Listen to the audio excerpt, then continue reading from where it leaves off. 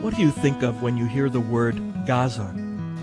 Hello, I'm Father James Kubicki, and I imagine most people who hear that word think of the Palestinian territory between Egypt and Israel, the Gaza Strip, a place of refugee camps with terrible poverty and little hope, a place which seems to be a seedbed for terrorists. It wasn't always that way, nor need it be in the future. At one time, in the 7th century, Gaza had a monastery that produced a saint named Dorotheus, who wrote several spiritual books. In one of them, he has a beautiful image for how the love of God and love of neighbor go together. Here's how he put it.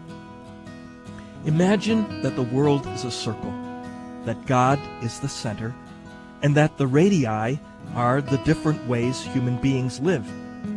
When those who wish to come closer to God walk towards the center of the circle, they come closer to one another.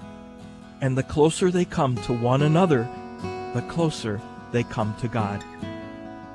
That's a simple image, isn't it? But like many things that are simple, it has a deep truth. Just like the spokes of a wheel, the further they get away from the center, the more distance there is between them at the end of the wheel. So with our lives. When we draw away from the center, from God, we also end up drawing away from one another, from our neighbor.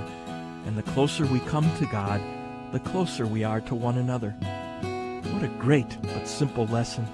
If only every person drew close to God, the living and true God, then we would find ourselves closer to our neighbor and find as well the love for neighbor that could lead us to resolve our differences in a peaceful way.